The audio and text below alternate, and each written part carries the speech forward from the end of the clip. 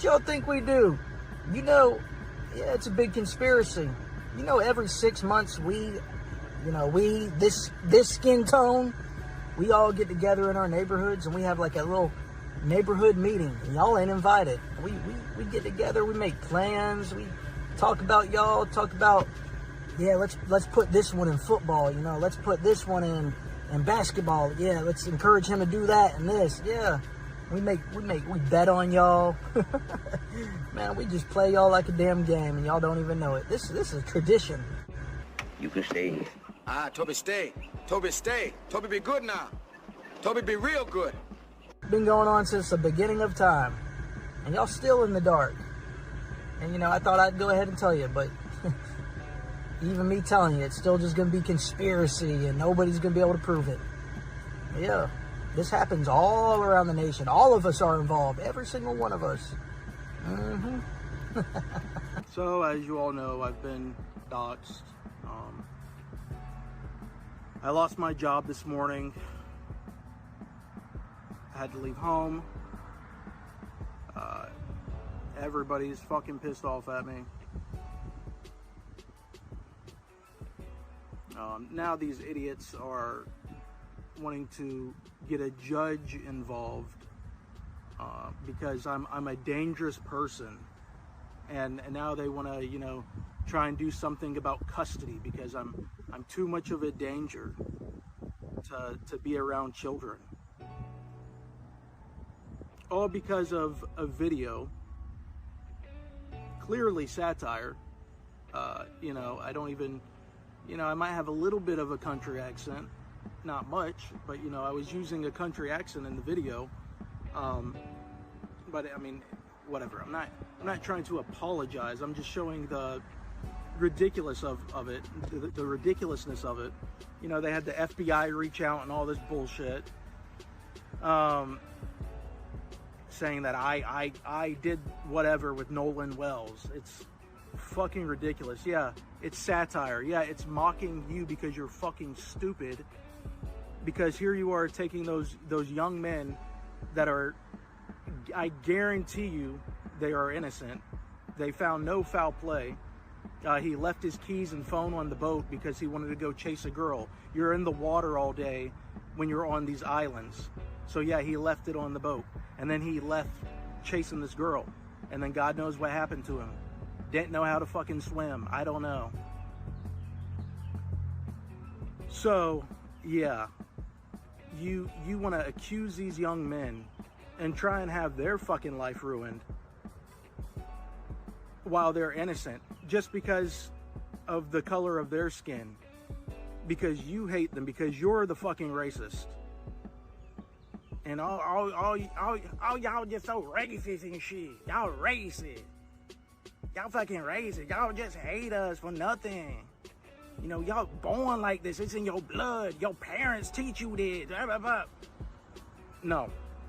You fucking make us like this. You do it. Nobody else but you. You know, 99% of parents, I'm pretty sure, teach their children that we're all equal. We're all human. The religious ones, like my parents were. Jesus loves everybody. Everybody's your brothers and sisters in Christ.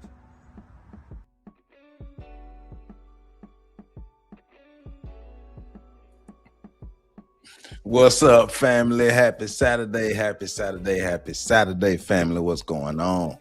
That's Mr. Hate 880.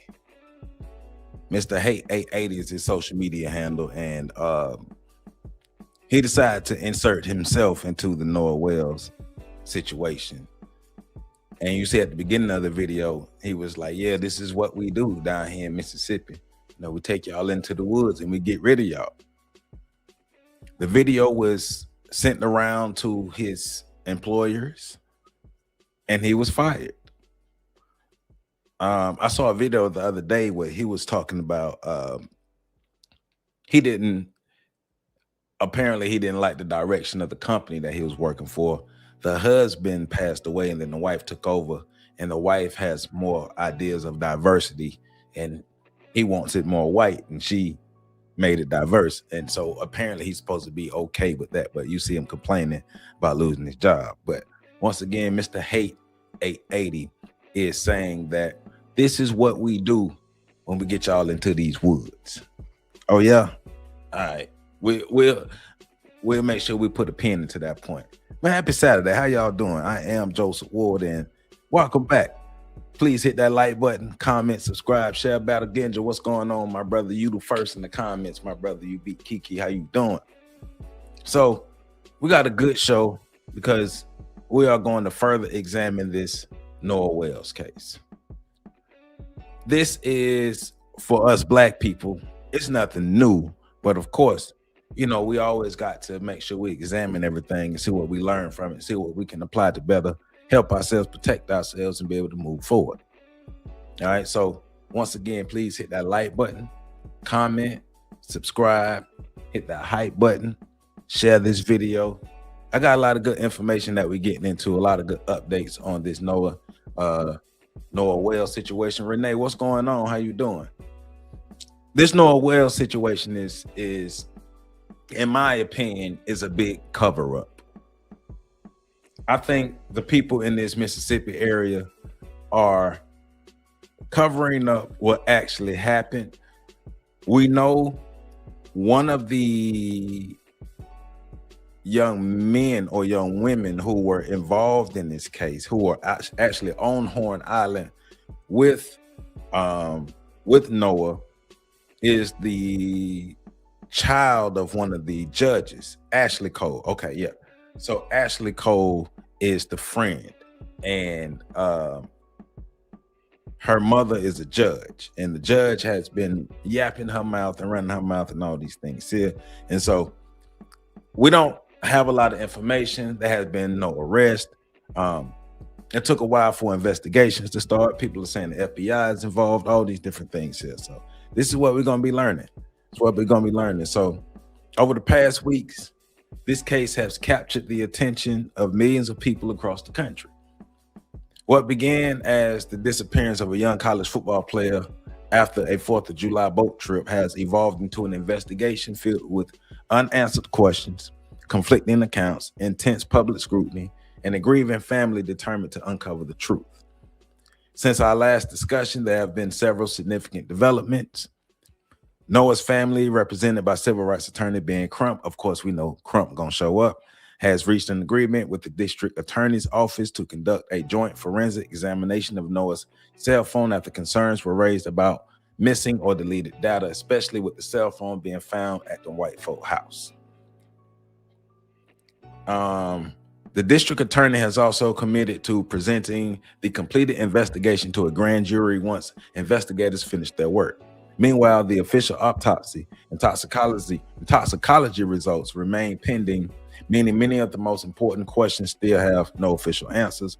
We still don't know the results of either autopsy, whether the autopsy from the law enforcement in Mississippi or the independent autopsy that was supposed to be happening in Washington, D.C.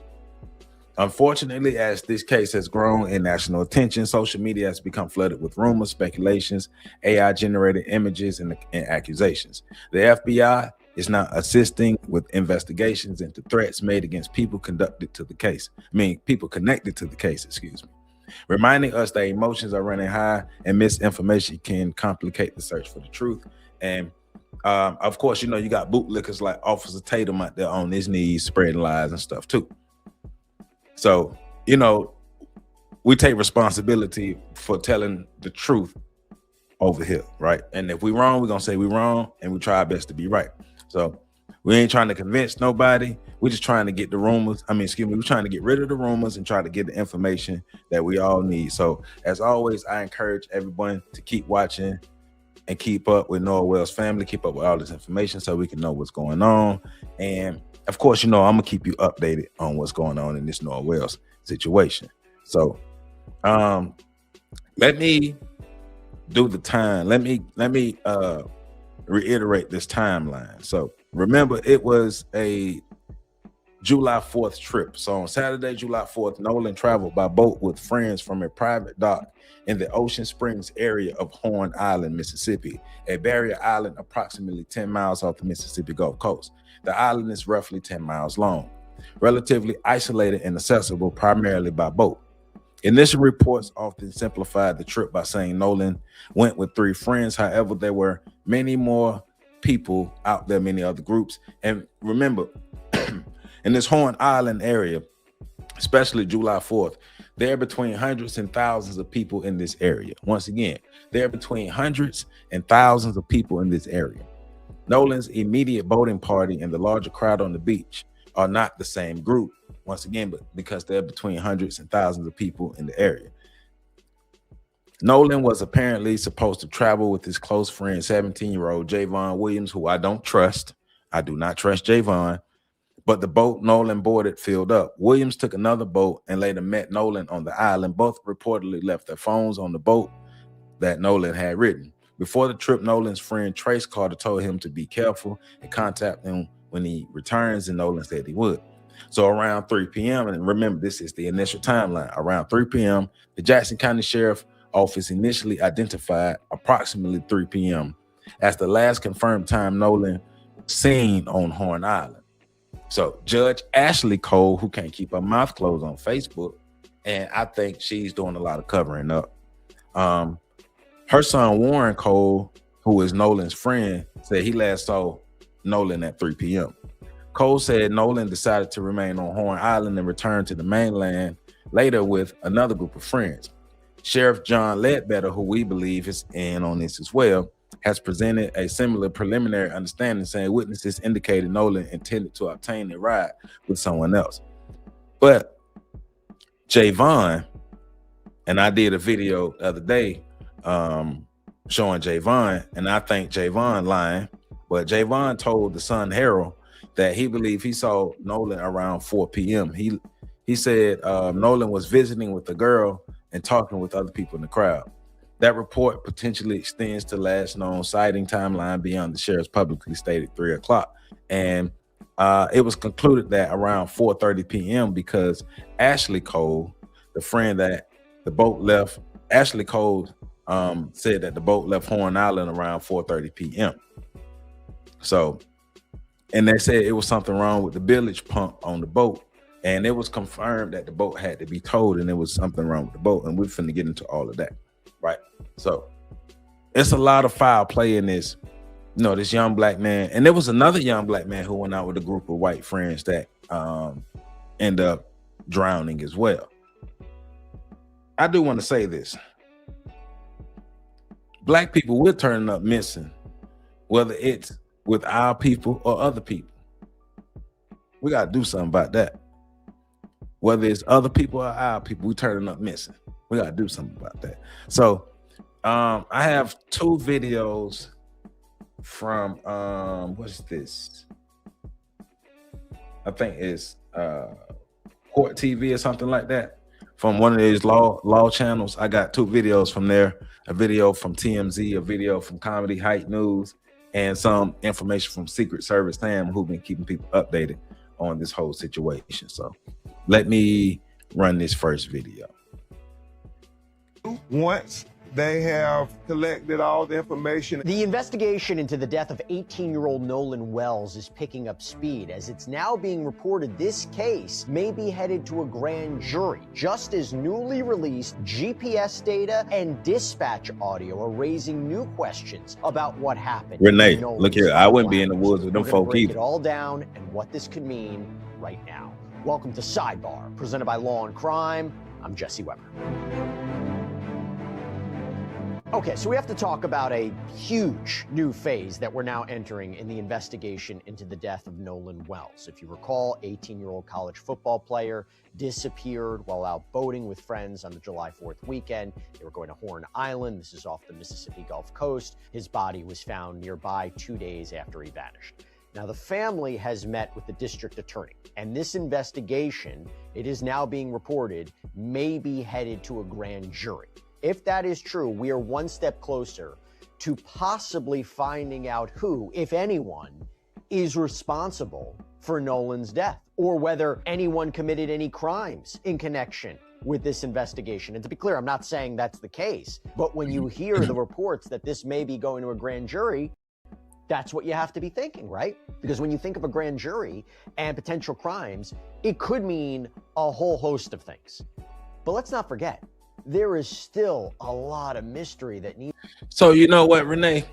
I was thinking, because I agree with you.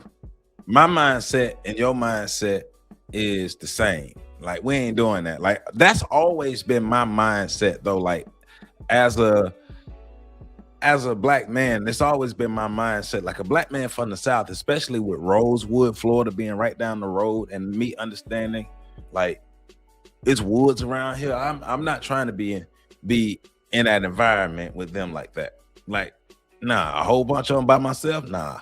But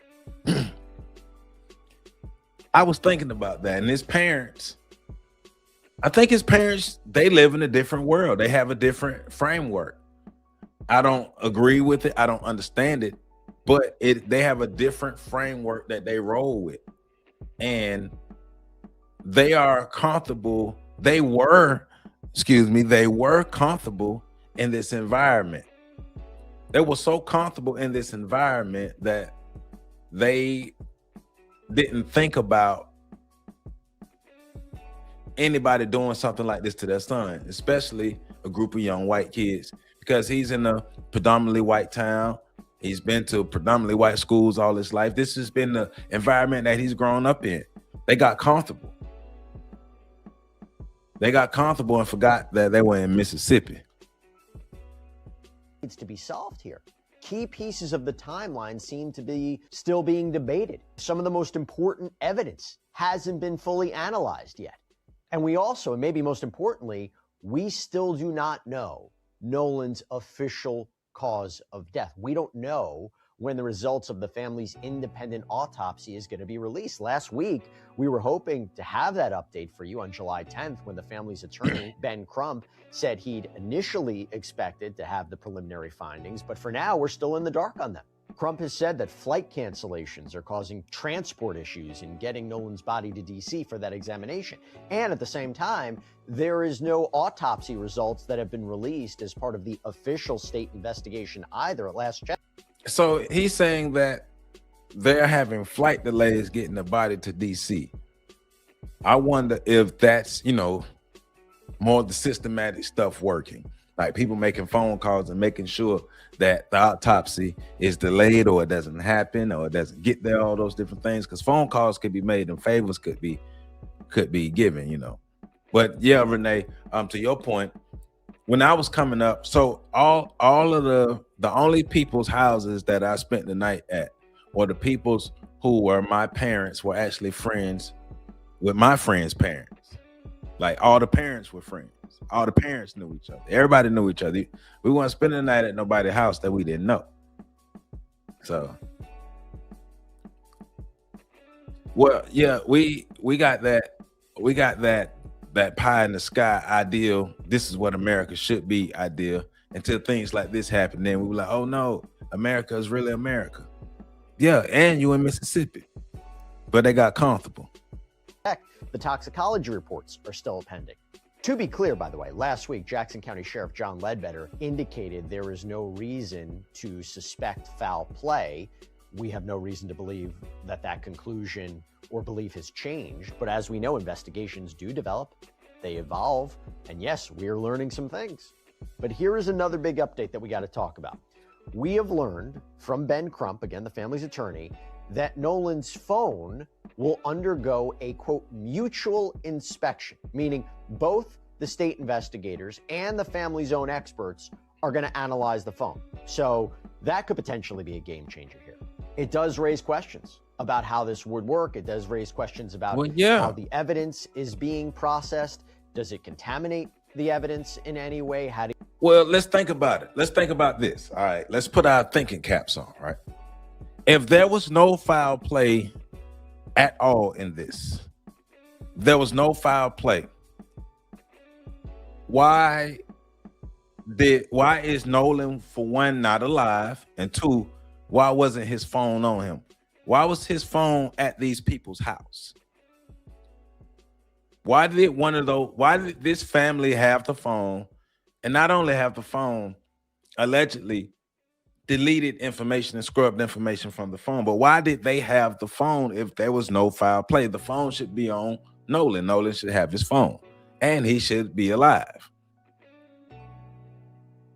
Now, there was reports of, or there were rumors earlier in the week saying that, about the pool party, saying that Nolan was at this pool party. They left Horn Island and went back to this pool party, and allegedly he was beat at this pool party, but that turned out to not be true.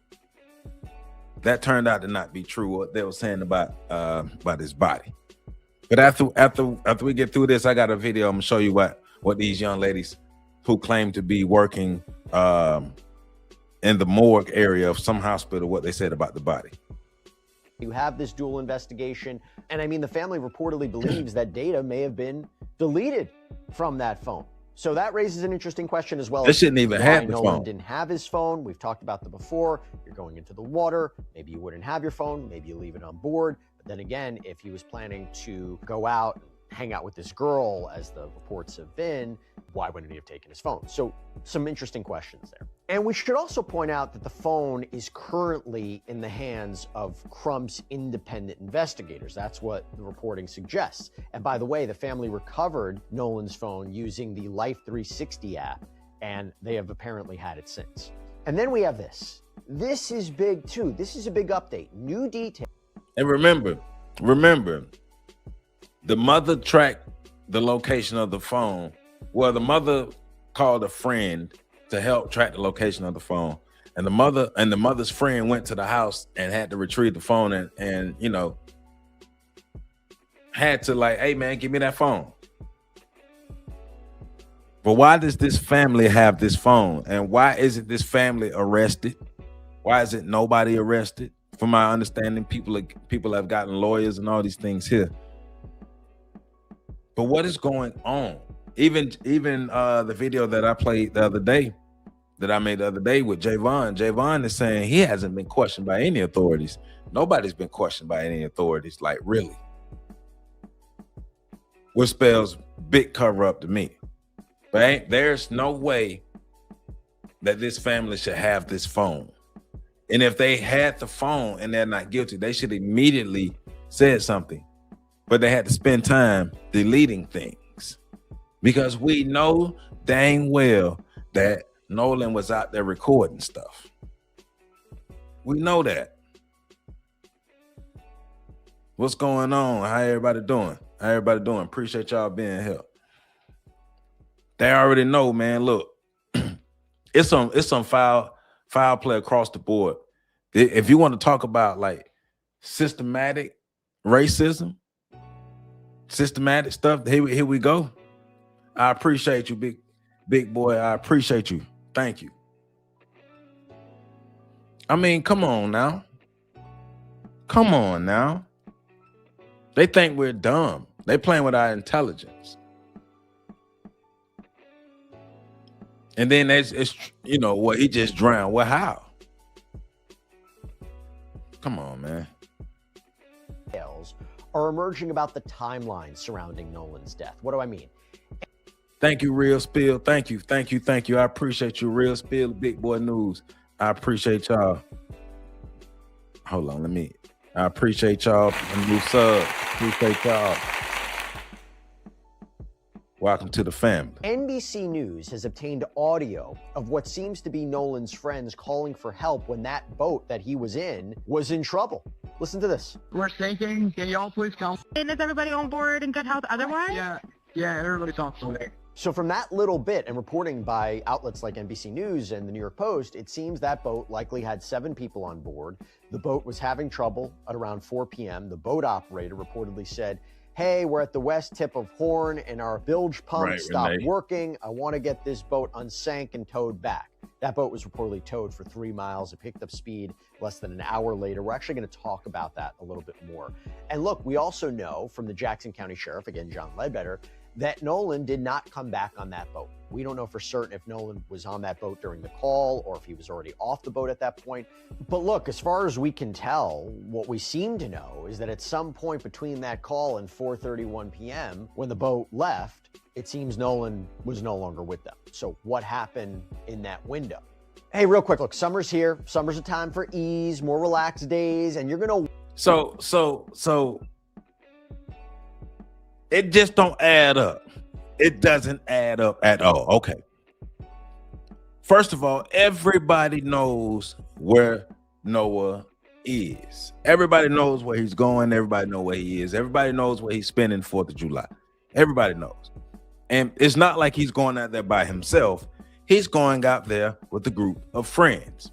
And it's not like they're going out there and will be out there by themselves. They're in an environment where there are hundreds to thousands of people in this environment.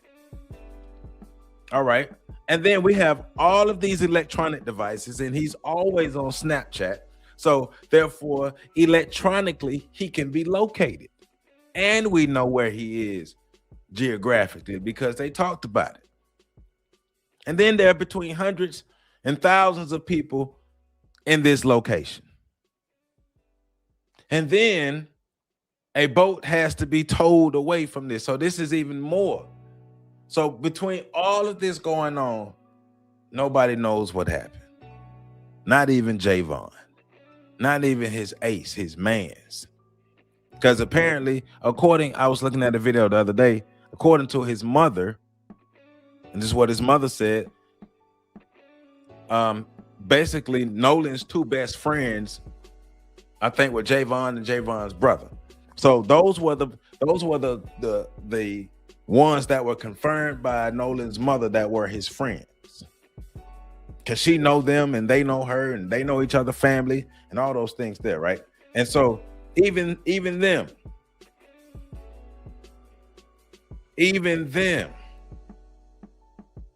Javon was so like evasive in his answers and everything. And y'all hear what Big Boy saying? Y'all hit that like button. Stop playing.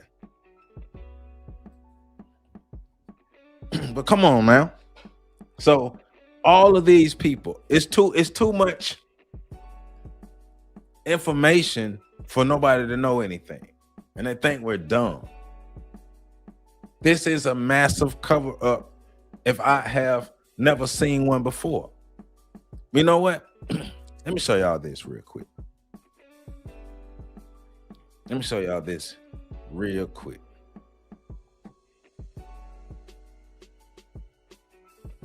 Make sure it's the right one.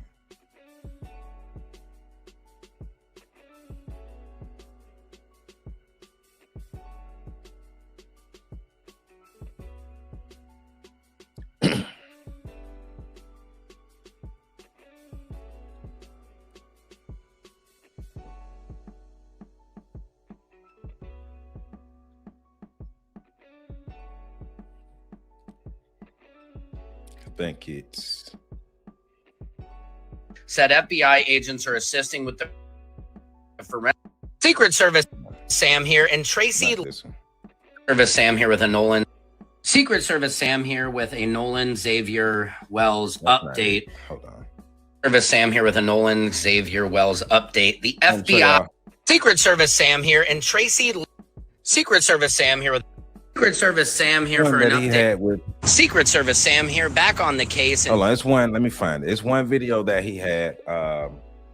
The two black women who worked in the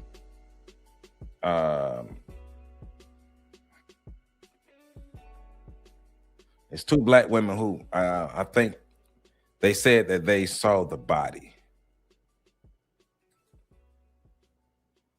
I don't know, I have to find it again. I thought I had it. Which one is it? Wells update. This is something a little bit shocking. Somebody just reached out to me on Facebook.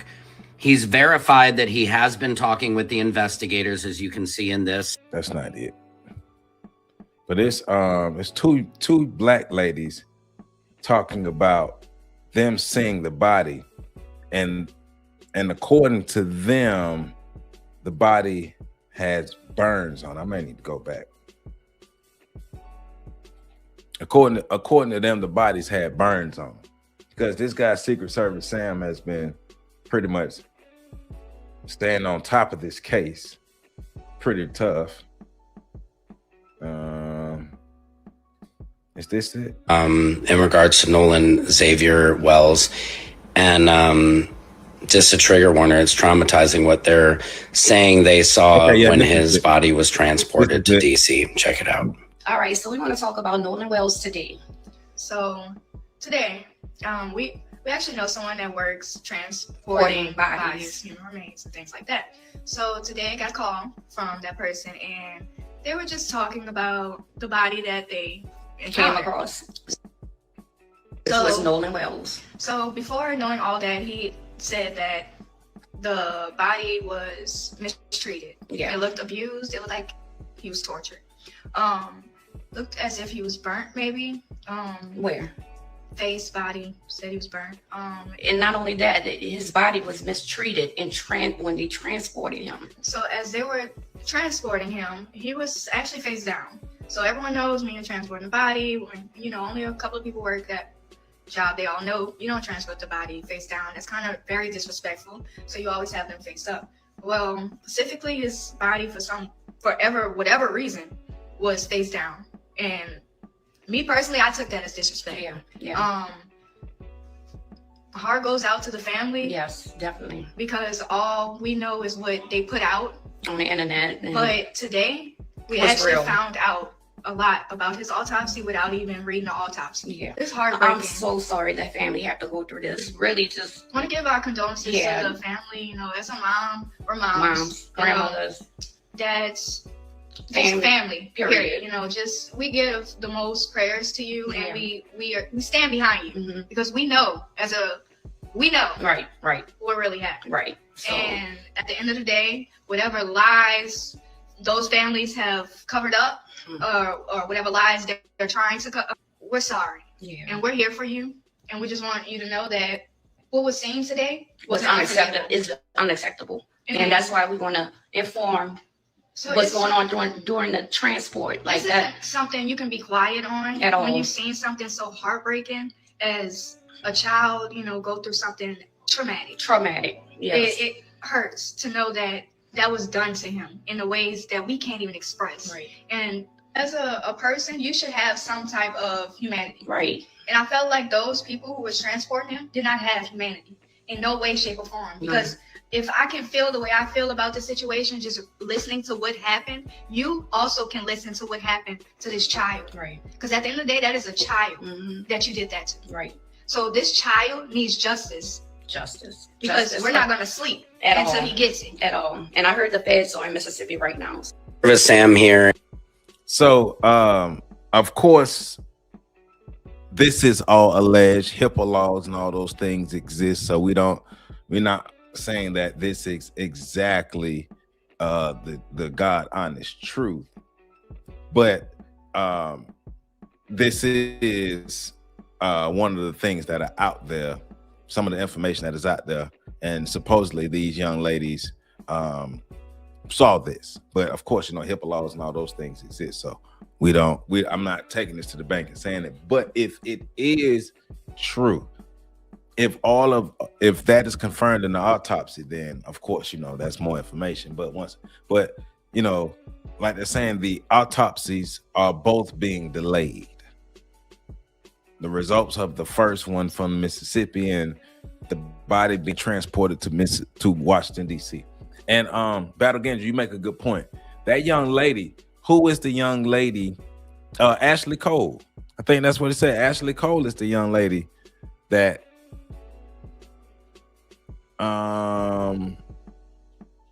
he was last with.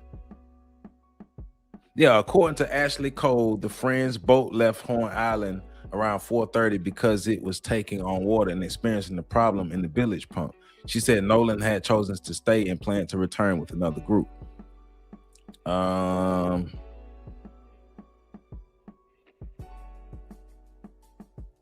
And Ashley Cole is believe, if I'm not mistaken, Ashley Cole is the mother of Warren Cole. But that's not the young lady though. So he was supposed to be talking to some young lady. And then there was supposed to be a reported argument as well. So it's a lot of information that's being left out, and a lot of stuff that just it's half truths and all those things being put out. Pieces, which is why I got to tell you about Quince. In the summer, you're going to want breathable, easy to throw on pieces. For the summer, this is Quince, UINC movements that day. So these little missing pieces of the timeline are starting to come together. We're going to talk about what the GPS data seems to show. This is all trying to go to answer the questions that the family has, right? That's all that matters. Can you answer the questions that the family has? Now we're going to get into it all. I actually want to start with what we learned at this press conference about this grand jury. So Ben Crump announced that the family met with Jackson County District Attorney Angel Myers McGrath, and I think they're trying to hide a whole lot of stuff in this. Came directly from Crump. She shared. I think it's a lot of foul play. I think, if you ask my opinion from all the information that I've come across, I think confrontation happened and Nolan's life was claimed by a lot of those people. And then after they took Nolan's life, they tried to cover it up. And that small group of people trying to cover it up grew to a whole town, families, and everybody trying to cover it up. Because remember, Warren Cole would be one of those people that was on that island. Warren Cole is the son of Judge Ashley Cole. And as soon as this happened, Judge Ashley Cole was on Facebook just like trying to get out ahead of the story and all those things there. So, you know, that's how we do it. So let me play it a little more. The family that there will be a grand jury that she will turn this case over to once they have collected all the information and finished their investigation. We also agreed that we will have a mutual inspection of the cell phone with our experts and their experts. Attorney Eric Hertz is helping lead the investigation team with former law enforcement experts who are going to help us with the cell phone download. So everybody will be able to see at the same time what the cell phone has. We also talked about trying to make sure we dot every I and cross every T. I know that we're getting about 50 calls a day to 100 calls a day from people who were there on Horn Island, people who are familiar with individuals that were there on Horn Island. And so we continue to be steadfast in trying to get to the truth of why Nolan Wells is dead. Now, I got to be clear about something. This grand jury doesn't mean that they're charging someone, but it does seem to mean that the DA could present the evidence to a group that will decide whether charges should be brought. And it also becomes a question whether the DA would actually move forward with that. Look, as we previously discussed in this case, there's been a lot of misinformation that has been spreading online. You know, in our last episode, we addressed this viral video that has been circulating, the one that was initially believed to show Nolan in some sort of argument over his phone. But a friend of Nolan's later came forward to the media and said it wasn't Nolan in the video, it was him. He had this argument. And Ben Crump acknowledged that they're getting conflicting accounts. That's what a witness told us, and that's what we reported out. Then another witness had come forward and said, no, that was his voice. We have other witnesses who said there were other altercations. So as Mr. Hurt said, we're trying to go through it all and so forth. And we'll be even more careful to say, this is what a witness told us in the future. And so your team hasn't been able to look fully into that and confirm whether it was or was not Nolan that said No, we have audio people doing it, but we know certain people said it was him, and there are certain people said it was not him. So yeah, conflicting witness accounts. Police are still searching for any images or videos unedited that could provide insight into what happened that day. And the family, again, is still waiting for answers while planning their son's funeral. Nolan's mother, Christine Wansley, spoke about what the family has been going through.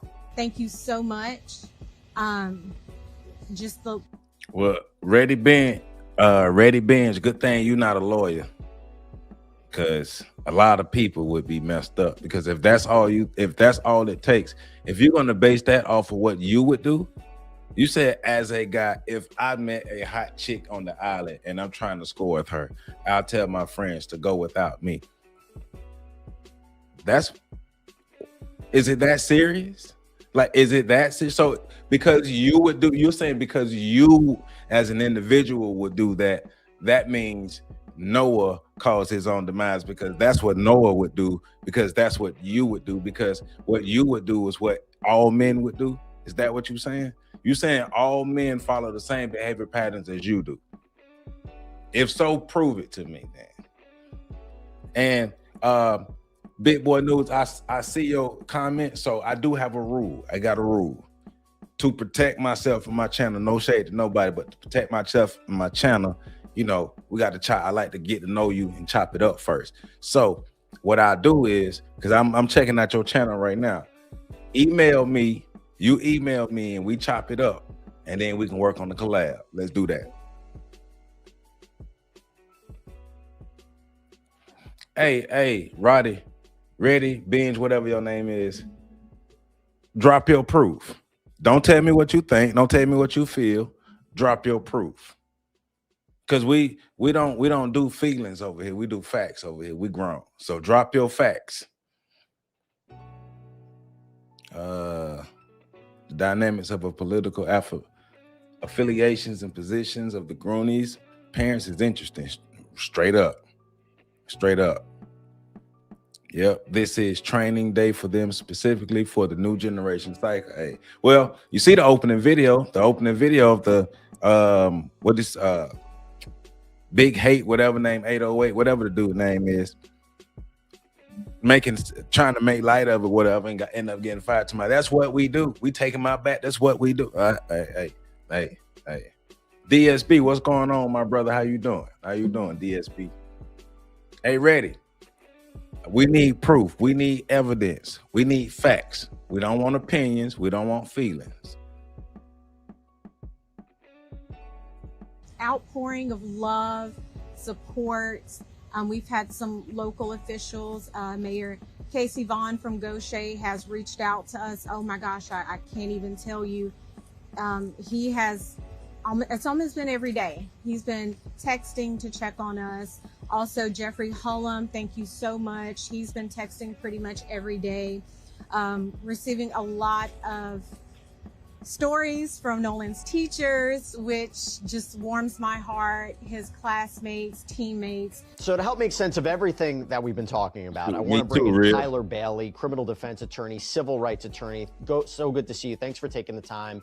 I think this is the first you and I have talked about this case. And I want to start with arguably the biggest legal update, the grand jury. This idea that according to Ben Crump, right, that this may go to a grand jury once the investigation by the sheriff's office is complete.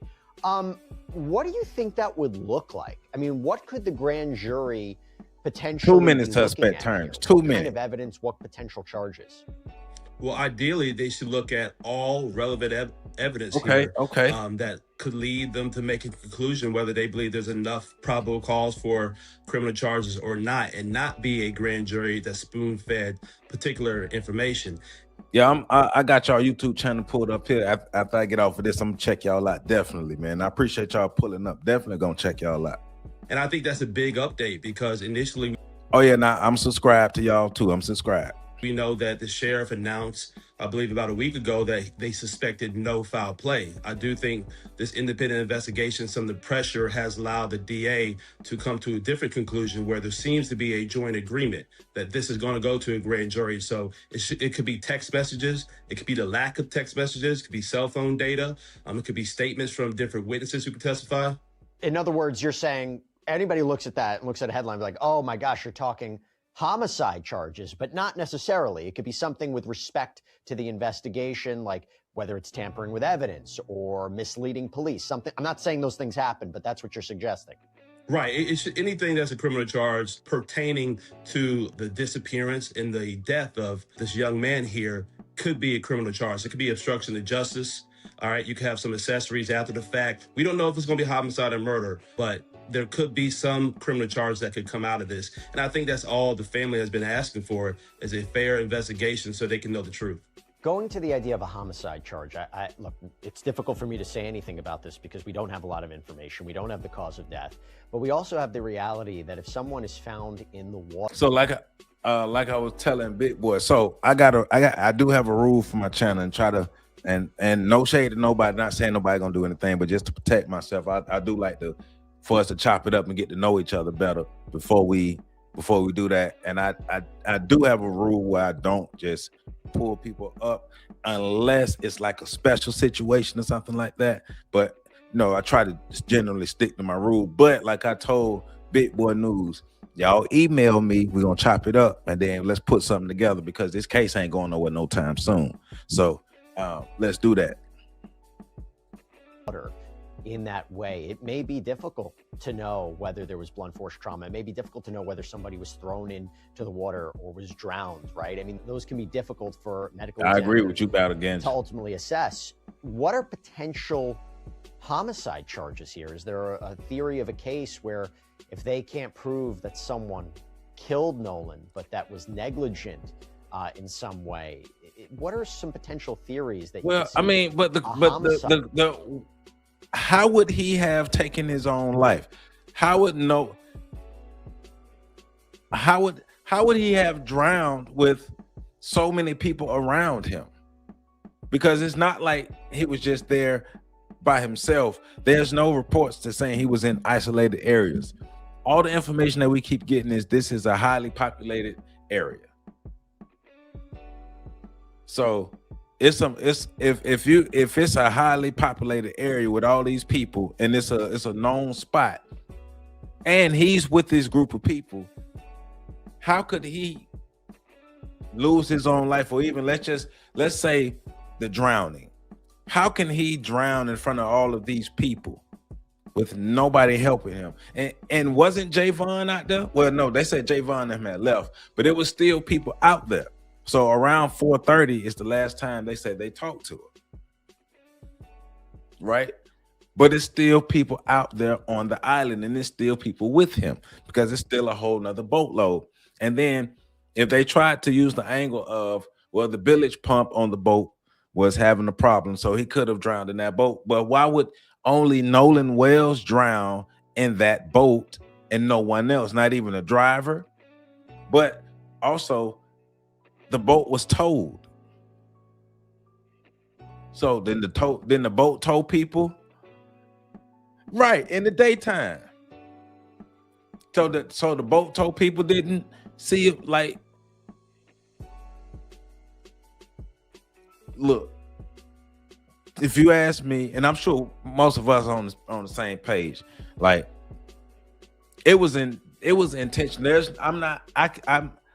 I'm not saying I'm right, but I can't think of anything logical to put together to say this is why Noah would take his own life, or this is how Noah somehow by his own actions his life was claimed. Like by what? Like he could swim, of course. Now, last I looked at when it was talking about the conditions of the water, it wasn't calm, but it wasn't like rough. It wasn't rough water and it wasn't calm. It was like in the middle. So there were currents and stuff, but it wasn't rough waters. But let's just say, okay, Nolan slipped or fell off or something and whatever, and he was in that drowning. So did they just watch him drown? Because there's too many people out there. Like, I'm just saying, like, the hell are we talking? They think we dumb. They really think we dumb. And you saying, Renee, you saying he allegedly had no water in his lungs. Yeah, nah. Related charge with what happened to Nolan. And again, I know we're speculating here, but I'm just trying to understand what we could maybe see. Manslaughter, negligent homicide, murder. Yeah. I don't know. Well, there's so much still we don't know, but we do know there was some statements about there being an argument, whether that was Nolan in the argument or somebody else. So we don't know if there was some sort of altercation or fight.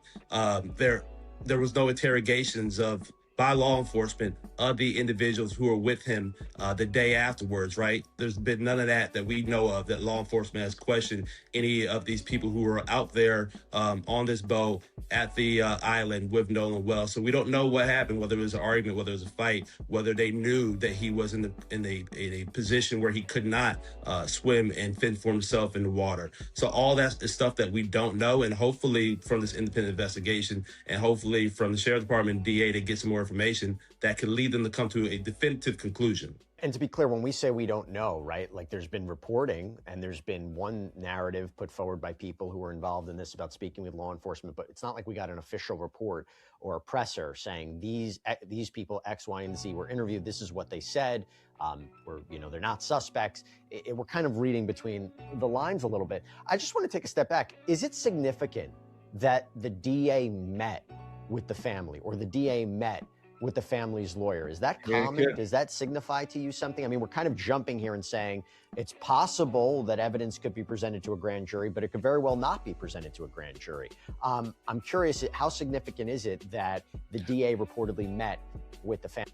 Which video are you talking about? The video that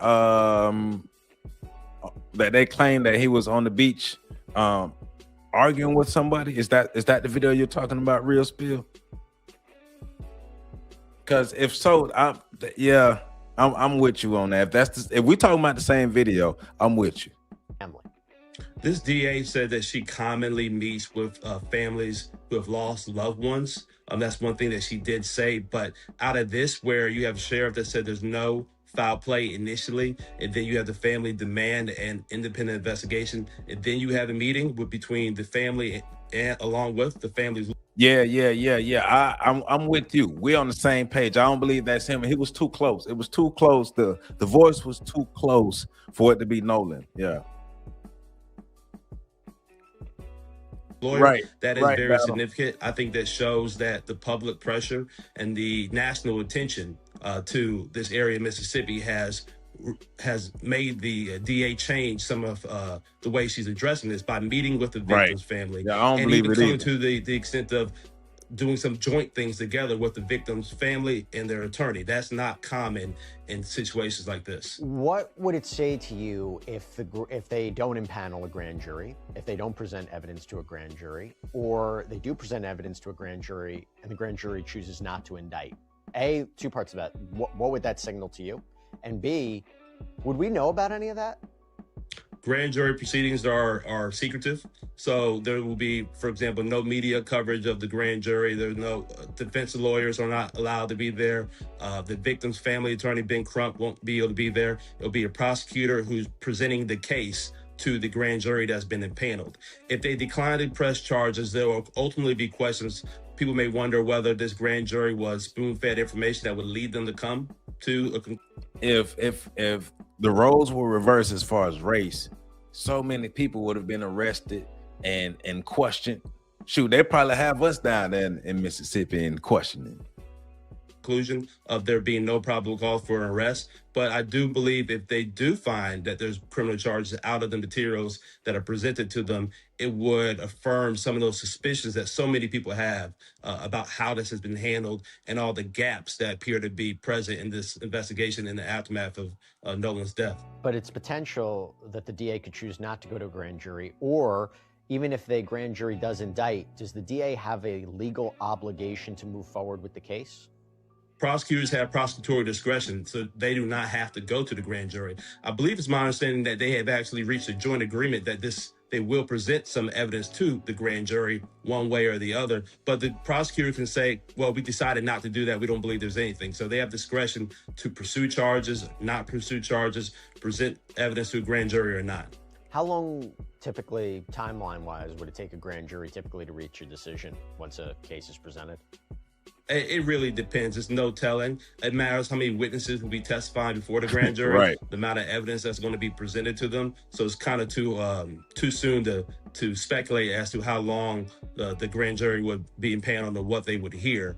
But I do think there's a couple of things that show that they may not even be there yet. The incident report, I believe, has not been given to the family yet. So usually those are available within 72 hours of the death or the initial incident. The family has received the incident report. There's still cell phone data that I believe that has to be collected from at least Nolan Wells's phone. So there still may be some time before a grand jury is actually impaneled.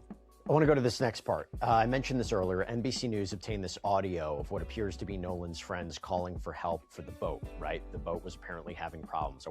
Yeah, the technology always seems to fail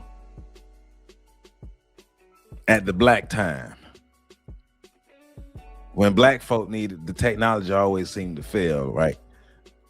Like, but we know they got some futuristic stuff, but they always use the 1970s stuff when it comes to helping black people.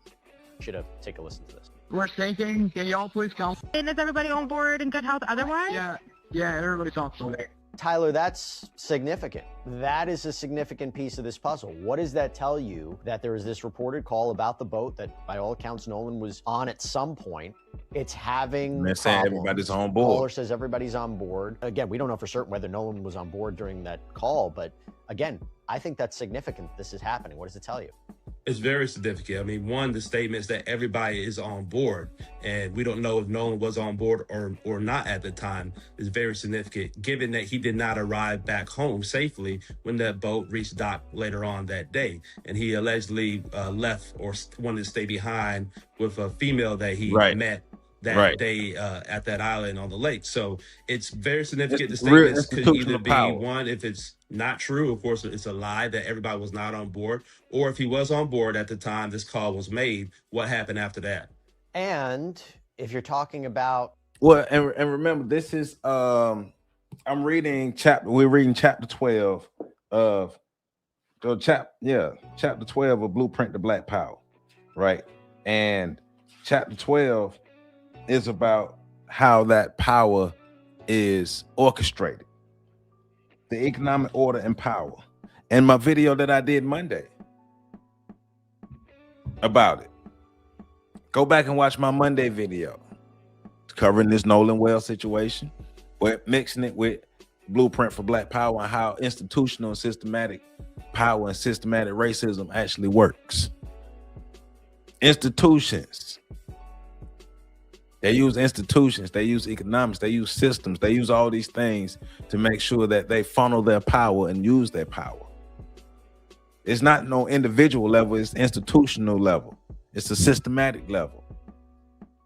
Now, dispatch getting involved, there being a towing situation, I'm thinking more witnesses, eyewitnesses to what they saw about the boat or was involved. And by the way, let me go to this part. So CBS News obtained GPS data from the Mississippi Department of Marine Resources, and it tracks the boat's movement. So I want to walk through that timeline. This is information they say they obtained via records request. So it appears to suggest that this boat, this vessel, left the dock at approximately 9:56 that morning, arrived at Horn Island at 11:14.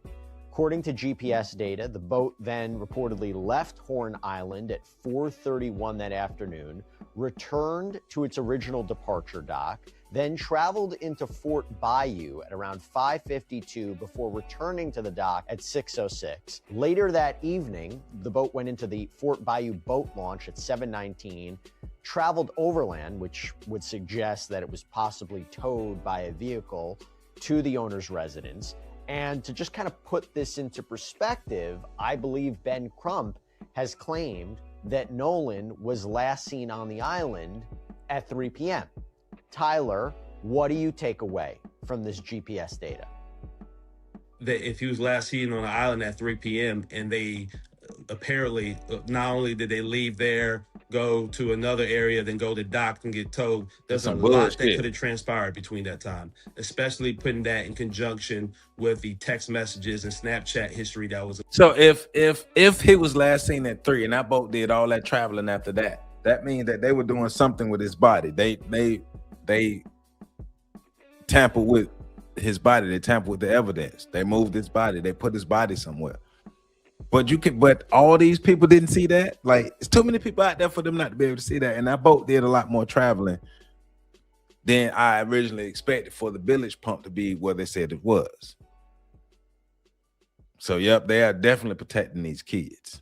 Allegedly deleted from his phone or missing from his phone. So there's a lot of time for people to get their stories straight, to talk to maybe counsel or others about what needs to be the narrative when they arrive. Now, I'm speculating to a lot of this because we don't know. There has been no interrogation of these individuals. There's been no official statements that have been issued, but it's clear that there's been a significant period of time between the boat leaving, the last time Nolan was seen, and this boat getting back to its original owner.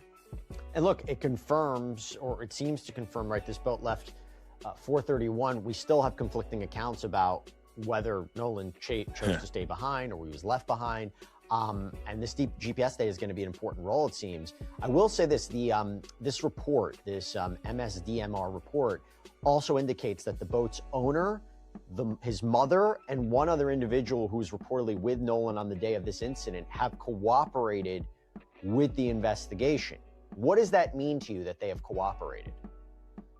It means that they probably have been accessible to law enforcement, that they at least have their contact information, they're being responsive to law enforcement. The question regarding cooperating is to what extent. Now, will they testify between the grand? Well, they said no information about the autopsy have come back. So far, the Mississippi autopsy, we don't know anything about the Mississippi autopsy. And for the Washington, D.C. autopsy, I don't know if the body has reached Washington, D.C., because they were saying earlier that there was issues and consistent flight delays. All of a sudden, it's consistent flight delays, and they couldn't get the body to Washington, D.C. So as of yet, we don't know any reports from any autopsy. Jury? Before a grand jury, or will they have to plead the fifth before a grand jury? Just because they are cooperating does not mean they're all being completely forthcoming. We don't know to what extent their role is, what information that they have. They could be cooperating through counsel, which is nothing wrong with cooperating through counsel. But I think it at least shows that they aren't stonewalling the police and they're being accessible. So let me go on to this other major development from this week's press conference. The family is now going to be allowed to inspect Nolan's phone alongside investigators. There's going to be this mutual inspection where both sides will see the contents at the same time. Tyler, is that unusual? Let's first start there. That's highly unusual. It's highly unusual that a victim's family, along with their attorney, would be allowed to participate with law enforcement in the inspection of a cell phone data that's really the crux, one of the crucial pieces of evidence with this case. I don't think that would have happened without a lot of the chatter going on around the country about how this investigation has transpired, and it shows there's some distrust between. Well, think about it. These people had his phone and nobody's been arrested. This family, a whole family has this phone. This phone is a long way from Horn Island. The phone should have been with the body. First of all, Noah should be alive, but then the phone should be with the body. But the phone is a long way from Horn Island. The phone is at these people's house. And at these people's house, Nolan's mother had to contact her homegirl, and the homegirl got to go get the phone. And then when they get the phone, they find that Snapchat is missing it. It's been less than 24 hours. So for people like Snapchat, it's been 24 hours. It's been less than 24 hours. And then text messages, Snapchat, all these things are scrubbed from his phone. Things are deleted from his phone. Why aren't these people arrested? Why haven't they been arrested? Why haven't they been arraigned? These people should have been questioned. Like, all types of stuff should have happened. Javon, all of these people who were there, the girl, Warren Cole, all of these people, Judge Ashley Cole, these people should be arrested. These people should be questioned, all these things. And none of this stuff is happening. Wherever the phone was, so was Nolan's body. Well, no. No, because remember, Nolan's body turned up on Horn and the water on Horn Island. The phone turned up at these white people's house that's not on Horn Island. The phone should have been with the body, but the phone and the body were in two different places because they took his phone. The family and law enforcement here, and there, from my understanding, there has been not the best communication with the DA and law enforcement and the family. Right, so right. The concession to allowing a joint inspection, I think, is an attempt from the government or the state here to try to regain some of that trust with the victim's family. And I thought it was also unusual, if the reporting is true and if this is accurate, that the family has been in possession of this phone and hasn't or turned it over to law enforcement yet. I mean, maybe that's not true, but this is what the reporting seems to suggest. I would again imagine that's a little unusual, but also, how does this work? How does a mutual inspection work exactly? So there should be some forensic experts regarding data extraction present with the state, and also there will likely be an independent one that Mr. Crump's office has present with the DA at the same time. So that way, what Greg Taylor, where did you get that information? I'm not saying you were right. I'm not saying you're wrong. I'm just asking, where did you get the information to? Because I haven't heard that, to say that they used his body to unlock the phone. Where you heard that at? Because I'm just once again, I'm not saying you're wrong. I'm just asking, where did you hear that? Because I want to research that too. Because this is my first time hearing that. Because from all the information that I've got, they've always had the phone. They've been had the phone. Yeah, the boat operator. The boat operator should be questioned, at least questioned, if not charged, at least questioned.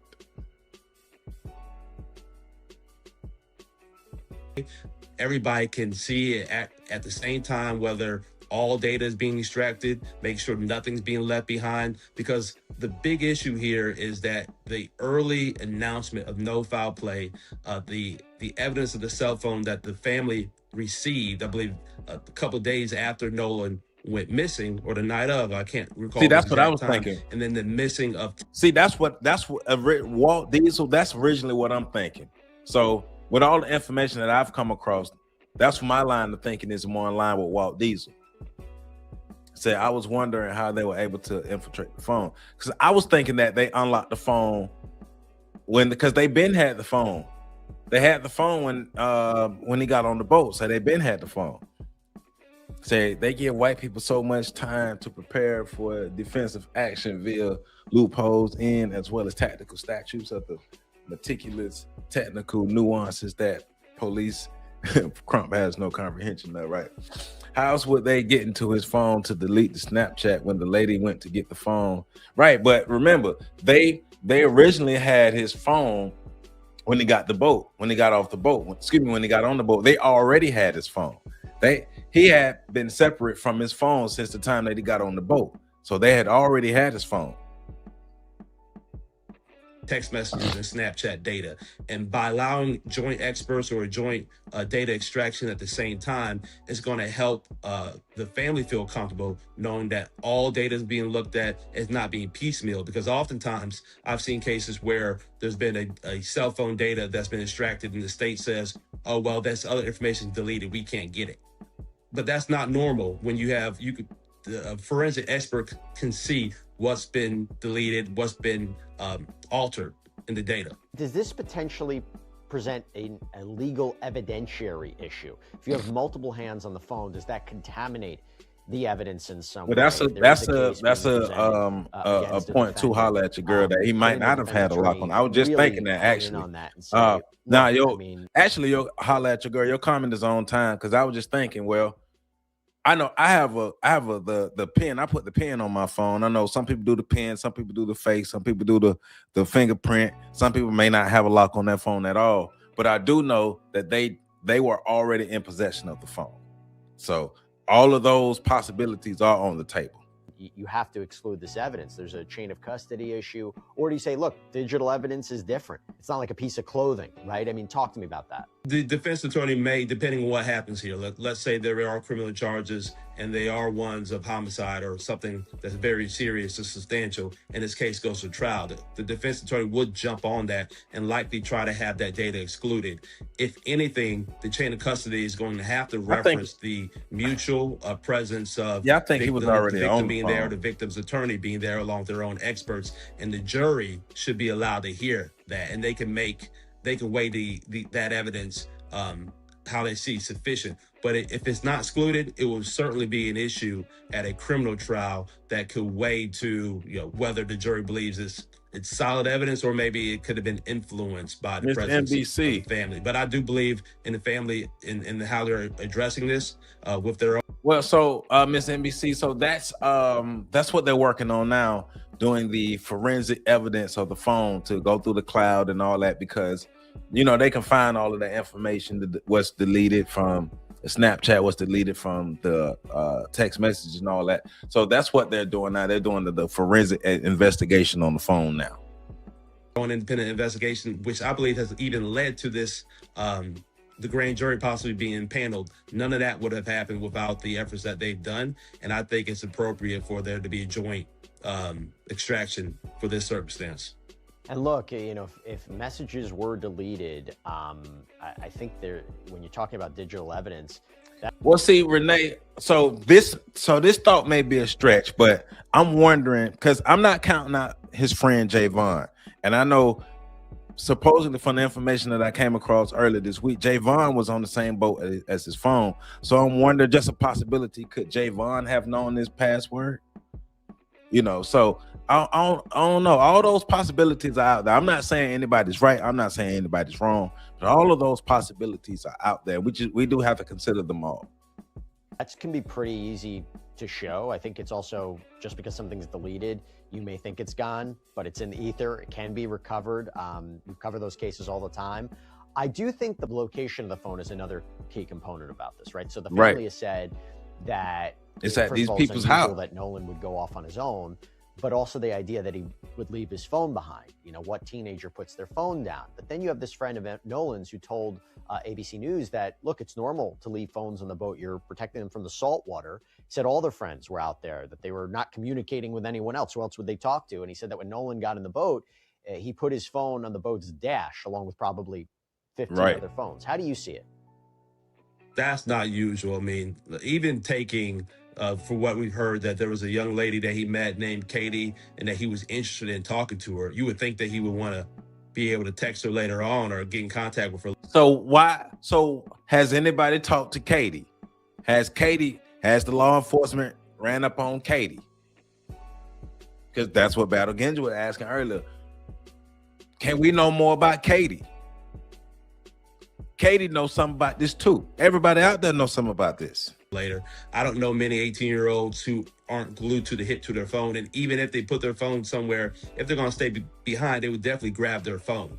And so I think that seems suspicious, if anything. I hear the friend's position on it, but it draws many people some ire and gets to the same conclusion of that doesn't sound like the 18-year-olds and 23-year-olds that we know. They like to have their phones on them and keep them close by. One more point I want to ask you about the autopsies, right? So we have two things going on here. We're waiting for the results of both, right? We're waiting for the state autopsy. It seems that they're waiting toxicology reports. But then the family is, by all accounts, trying to do this independent autopsy out in Washington, D.C. What should we be thinking about these potential dual examinations of Nolan? If there's a stark difference between the examinations, whether the state's examination leads to simply a drowning with no evidence of foul play or any strangulation or struggle, versus a independent investigation from the family that shows otherwise, I think that makes it draws some suspicion. I think that just from the history of how Unfortunately, things have been in the South historically and still that we deal with today. And the way this investigation has rolled out, the family felt the need to do their own independent investigation. I think the toxicology report is going to be telling as well, because, you know, if you're in the water and you have some alcohol in your system, it may be more difficult to swim and things of that nature. So the toxicology report is going to be very important, and more information regarding the autopsy about his actual how he actually. But if he had alcohol in his system and he was drowning, did they just watch him drown? Because that still has to be a question. So let's assume there was alcohol in this system, and it was impairing his ability to swim. So did all the people he was with, including Katie and everybody else, did they just watch him drown?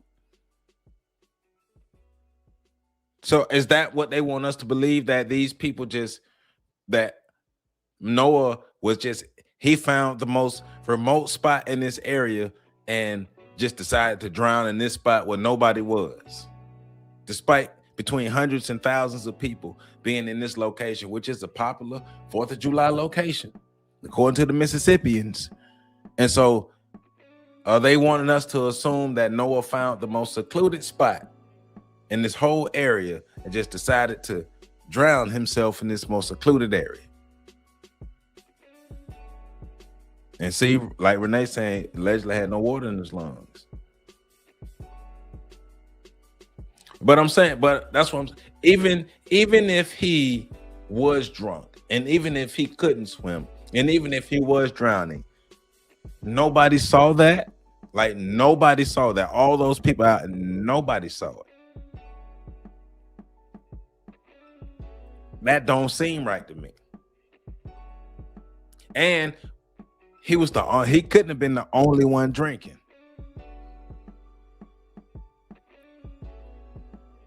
All right, y'all, please, yeah, I appreciate you, big boy. Let's get these likes up, y'all. Please hit that like button. Please hit that like button. All right.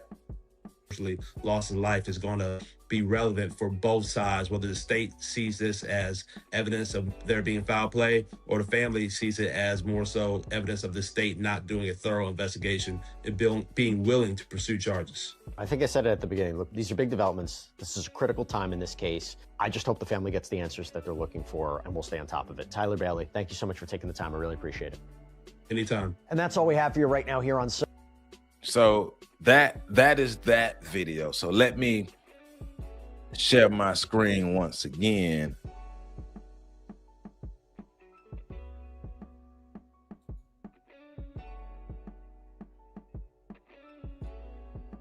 Share my screen. This is the Secret Service Sam guy. That Secret Service Sam has been keeping up with all these cases and a whole lot of stuff.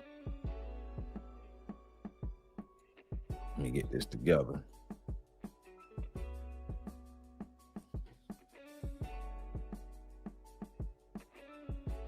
So he says, that's why I don't think he died on the island. He died at the house where the phone was. Oh, well, I hear you. That's so I'm not ruling out at this point, Greg. I'm not ruling out anything. That's a possibility. That he could have died at somebody's house. Now, I do know that early in the week they were saying that there was the pool party and he was beaten at the pool party, but that information was debunked. So let's check out this next video from Secret Service Sam. Treated. Yeah, it looked abused. It was like he was. Secret Service Sam here with a Nolan Xavier Wells update. This is something a little bit shocking. Somebody just reached out to me on Facebook. He's verified that he has been talking with the investigators, as you can see in this screenshot. And I'll just read you our conversation.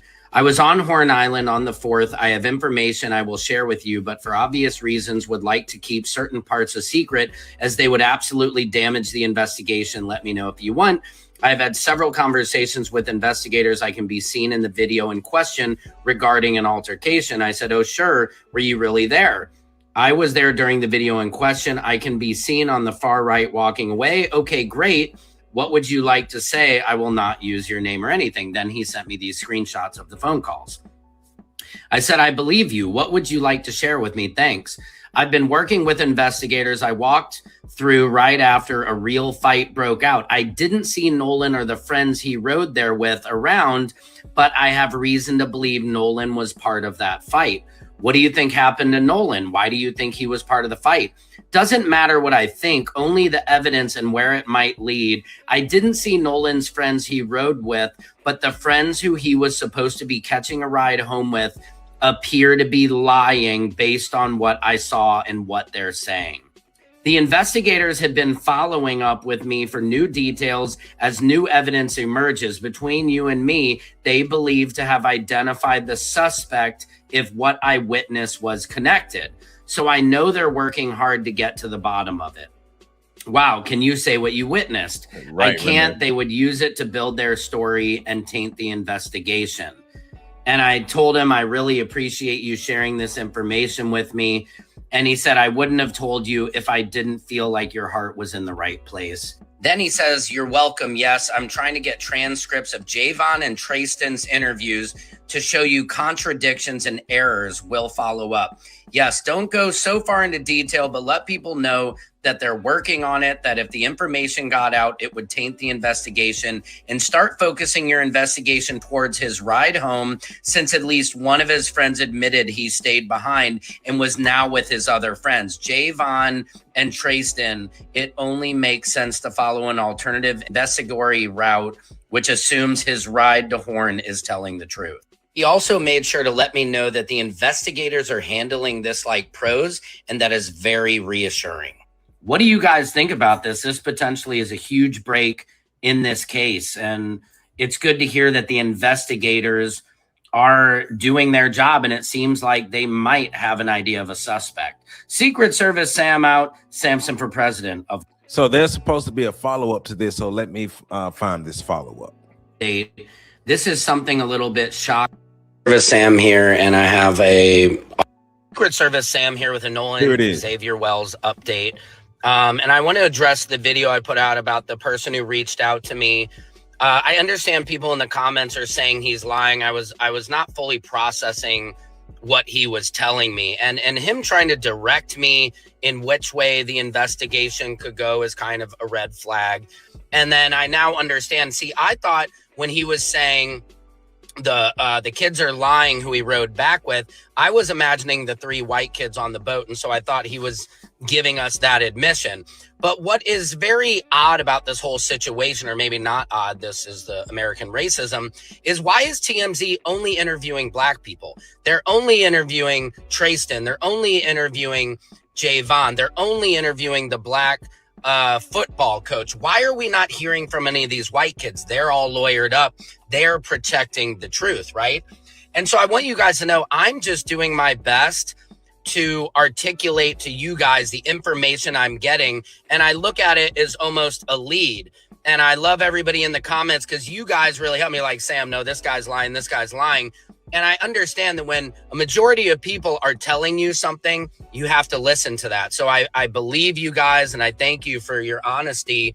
And another thing I want to point out, white people only need one black person to validate their racist thoughts or their truth or their narrative, but ignore the voices of thousands of other black people. So, for example, when you have somebody like a Stephen A. Smith or the one black guy on Fox News or an Officer Tatum who spews just blatant racism about black culture and black people, white people listen to that one person instead of taking the time to find out what the masses of black people are saying. And I just want you guys to know, I hear you. I'm just doing my best to get justice for Nolan, and I'm doing my best to weed through. I get so many different messages and emails, and the last thing I ever want to do is put out any misinformation. And I understand now in hindsight why the messages that guy sent me looks like he's trying to put the blame on the two black friends, right? Because that's easy. That's what white people have done throughout history, whether it's Emmett Till or anybody you could name. It's always putting the blame on the black person. And I am here to let you know that I'm not for that, and I am for getting the truth and justice for Nolan. I love you guys. Secret Service. All right, so that's the update and some of the information and things that I came across from Secret Service Sam, because like I say, he's been doing a pretty good job of keeping people updated on what's going on this Nolan Wells situation. So let me play this video first. Like you said, TMZ has been interviewing a lot of black people. So the video I did the other day, Thursday or Friday? The video I did Thursday or Friday with Javon. They interviewed Javon, and I'm about to show you an interview with the football coach. So this is the football coach's perspective. In this movie, on demand July 28th, and then in theaters. The mystery surrounding Nolan Wells' death continues. A lot of the people in Nolan's life, of course, still grieving his loss. One of them is joining us now, someone who was close with Nolan because he coached him in high school football. Tracy Lampley, welcome to TMZ Live. Thank you. Thank you for having me. Be right back. Welcome back to TMZ Live. The mystery surrounding Nolan Wells' death continues because his family has not gotten the answers that they are demanding, that they deserve, quite frankly. And the autopsy results are not back yet. So they are still just looking for any answers. And the sheriff has come out and said that he would love for anyone who was on Horn Island that day to come forward on July 4th and to let them know what they saw. The problem they have is that Horn Island is there's nothing there. There are no buildings. It's a sandbar, basically. And there are no cameras. There's nothing there that would record anything that happened. So the authorities need people to come forward and tell them what they saw. A lot of the people in Nolan's life, of course, still grieving his loss. And some of them very much involved in the search and in the support of his family after this tragic death. So one of them is joining us now, someone who was close with Nolan because he coached him in high school football. Tracy Lampley, welcome to TMZ Live. Thank you. Thank you for having me. We appreciate it. Appreciate you being here. So pay attention to what Tracy is saying, because Tracy is going to give us an insight into the mentality of a lot of those, well, I ain't gonna say a lot, but the mentality of some of those black people in that Mississippi area. So Tracy, my understanding is you were close to the family and you actually, helped in the search for Nolan before his body was found. Can you give us a sense of what his parents think happened here? Do they believe this was just an unfortunate accident, tragedy, or that it's something more sinister? Well, just to correct you a little bit, I didn't actually help for the search, but I was in Ocean Springs when it happened. Holla at your girl, I appreciate it. She's saying, hold on, so we can see it. She's saying, don't forget there's a ranger station on the island. That's even more crazy. So if it's a ranger station on the island, where the Rangers at? That's crazy. Look at all this money, homie. I got all this money, homie. Appreciate you, holla at your girl. I appreciate you. There's a ranger station on the island. And we still have all these questions. Okay. All right, people. Okay, people. And I was ill in disbelief when I got the news that Nolan was missing. So when I got all the details surrounding the case, that they told me he was out at Horn Island, and he came up missing or whatnot.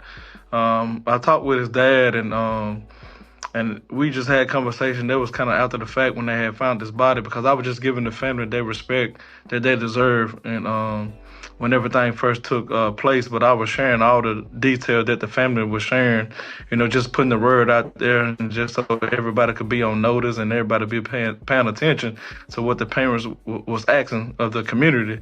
But I gave the family their space, but then when they found their body, I pulled up to the house and just paid my respect. And, me and the dad had conversations and we talked, and man, it's just devastating.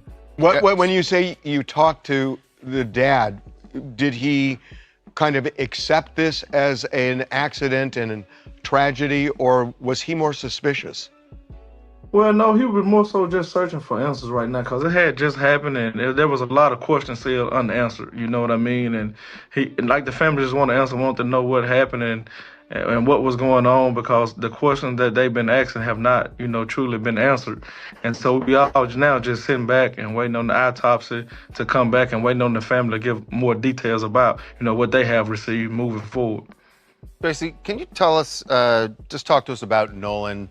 Obviously, he's a high school football star, and usually high school football stars have a pretty close relationship with their coaches. What can you tell us about just Nolan as a human being and what you saw from him and how he interacted with other people in school with his friends? Yes, Nolan was a great young man, with a big personality. Everybody gravitated to Nolan because of his smile. He just wanted everybody to be happy, and he was a joy to coach, a joy to be around. To sum Nolan up, long story short, Nolan is a guy that I would let date my daughter. That's the kind of character he had, and that's the kind of person that his family raised. So, getting to the last time he was seen on the island, I think just your point of view on his personality. Walt, Carmelo Anthony people messed everything up over there. I think with Carmelo Anthony case, they just closed their eyes and threw stuff at the wall. Is interesting. I mean, there were rumblings that he may have gotten into an argument, that there might have been a confrontation or something like that. I mean, was he a guy who would stand up, where, his hackles would go up, or was he more of a get-along type guy? He's more of a get-along type guy. Don't get me wrong. Now, if something happened, he'll defend himself. But I knew right then in that video that wasn't Nolan. But out of respect, the person that I knew who it was, I waited until he spoke about it. And then, I told people, oh, yes, that's who that was in the video, was another person, another kid that I, taught at Ocean Springs. And I knew exactly that wasn't Nolan during that time.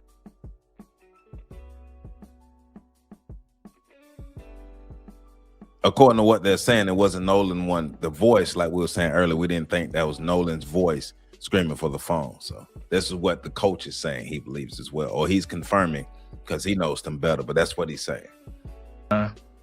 So, there's been some talk about, one of the theories is that that he was drinking and that there was a riptide that day and that maybe he got caught in a bad current out there. Oh, that loser at the beginning. Well, I think he called himself Mr. Hate 880. Yeah, he was trying to be tough, talking loud and trying to be tough. Now he ain't got no job and he finna lose his family and finna be out on the streets. And I bet you he finna be begging black people for help. So yeah, Mr. Hate 880 is his social media handle, and he's been doxxed. They found all his information, and even his wife and kids are mad at him now, because now he's like, yeah, I messed up. Yeah, you did. You should have kept your mouth closed. Knowing him as an athlete, and we've heard that he did know how to swim, would that surprise you if he ended up in that situation, just from what you know about him as an athlete? Yes, I mean, it would surprise me, that happened, but like I said, man, I'm just waiting till the family, give out, details of what they done gathered, since, his body being recovered. I don't want to, put no information out there and speculate and add more fuel to the fire. So I'm just really sitting back, waiting on the family to give, the public, more facts about the case, because as sensitive as the case is, I don't want to start no rumors or have nobody saying that coach said this and that ain't true. So now I'm just sitting back, waiting on the family to give the public, details about it, and I think in due time that information will come out. And finally, look, there's a reality to life these days. Was there racial tension at the school? I mean, you were certainly able to observe, Now, and it's something people are talking about. Whether it's a factor at all or not. Was there racial tension at the school? No, I don't think it was no racial intention at the school. From my experience, because you have predominant white school, you have black kids there, and they all played and grew up together and got along. Now some stuff might have happened that I didn't see, so I can't speak wholeheartedly on it. But from what I did see, it was a tight knit community. It's hard for me to believe that this coach didn't see any racial tension or any racial things going on at this school. That's hard for me to believe. That's really hard for me to believe. I think this is one of them times where you know your place, and if you get out of line, they're gonna make sure you get back in your place. Know what I mean? Yeah. Okay. Well, Tracy, we really appreciate you sharing what you know about Nolan and the kind of young man he was. We thank you for being with us. Thanks. Appreciate it. Well, if he was he was supposed to be a coach. Nolan Wells was playing football at a community college. So I don't know how good of a coach or anything like that he is, but I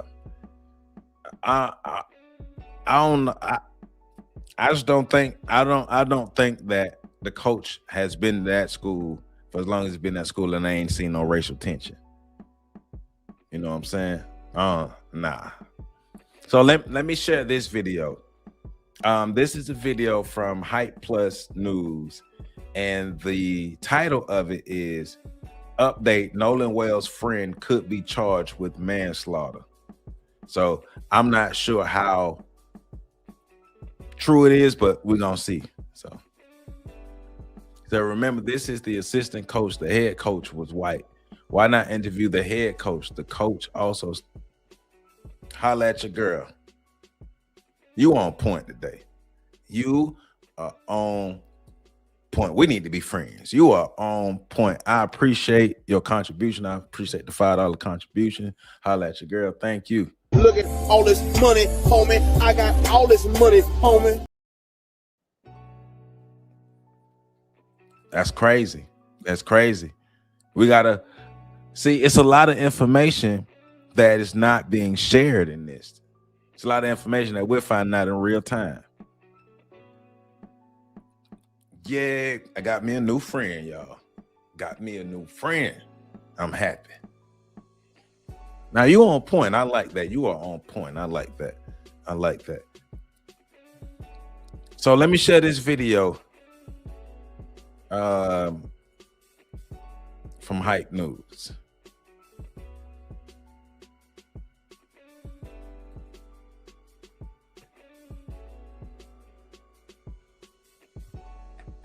More information comes out in regards to the mysterious death of Nolan Wells. It gives us more understanding as to what happened that day. Next, on Wednesday, it was revealed that Wells' parents and representatives would make steps into the case, as the DA would confirm she will now be presenting the investigation to the grand jury. Now, upon research on what we currently know about the case, Nolan's friend and operator of the boat can now be expected to face a series of charges under maritime law. For those who don't know, in general, maritime law is a special body of law designed to govern issues on sea. Every boat and boat operators are expected to abide by these laws or face punishment. Now, one of maritime law's biggest things stressed for boat operators is known as duty of care, which is a legal obligation requiring ship owners, operators, and employers to protect crew members and passengers from harm by maintaining a safe and seaworthy vessel. Now, one thing that looks to be going under the radar is that a passenger is technically considered anyone who left with you on a boat you are operating. And at all times, you as the boat operator are deemed responsible for. Going back to the comment earlier saying that the boat operator should have been arrested. for their safety. Now, despite the circumstances that Wells supposedly wanted to stay, it still can be argued that he's still a passenger of the boat that would leave Horn Island at 4:30 p.m. And the fact that Wells was left with no communication, given that his phone was on the boat, makes things worse for the operator. Again, a boat operator's responsibility is to return the specific passengers they brought out. Now, according to research, despite people being there on Horn Island, still does not fully excuse the boat operator from liability, but it can change the severity of the situation. Now, if it is proven that a recreational boat operator would leave Wells knowingly with no phone and a way to communicate for safety and still left, does confirm that that was negligent behavior on the boat operator's end, which for some cases that involve a loss of life, the operator can be charged with involuntary manslaughter and reckless behavior. Now, another thing that would stand out for many is the already drinking that was proven to be taking place that day.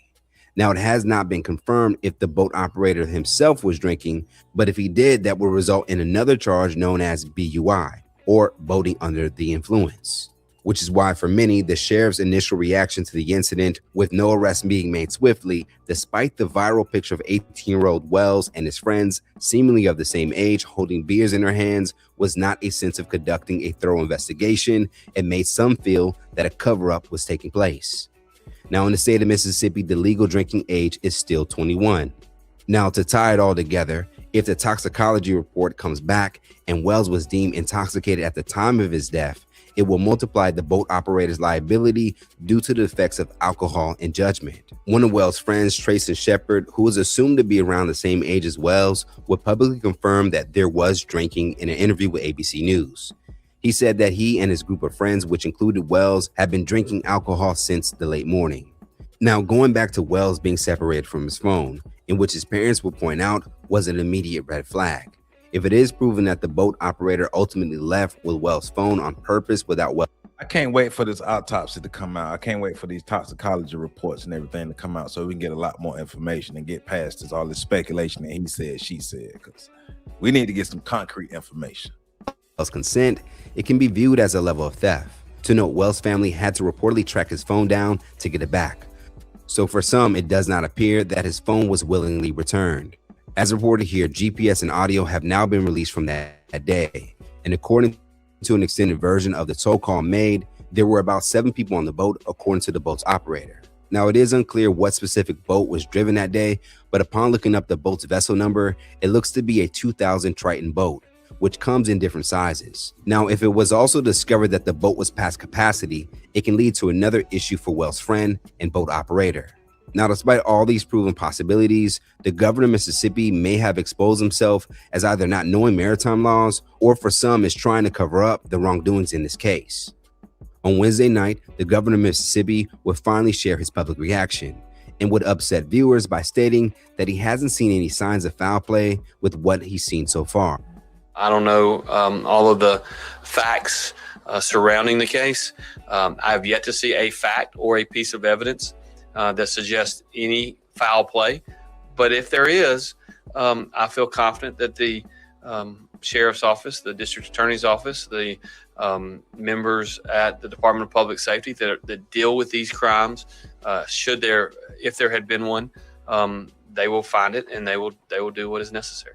Now, part of his statement, the governor would also confirm that he and Sheriff Ledbetter, who is leading the investigation, are really close. For many, the movement Justice for Nolan appears to be a cry out to a justice system that is supposedly to hold no one above the law, especially when people have been arrested and swiftly apprehended by police for lesser crimes. Nolan Wells will be laid to rest on Monday in Ocean Springs, and his preliminary autopsy findings, according to his family's attorney, Benjamin Crump, will be released soon after. Let's talk about it more in the comments below. As more information has come forward, what is your theory now as to what happened to Wells that day? And what is your reaction to hearing the governor of Mississippi expressing he has yet to see any signs of foul play? Reporting live from Ibis Club, Fright Plus News, I'm John Abba. So, information about the boat, the person who was driving the boat, and some of the legalities that go around that. So, and you know, we're all making our speculations And we all have our opinions and things that we're coming up with, and some of us agree on some things, we disagree on other things and all these things, but it's still all in the court of public opinion.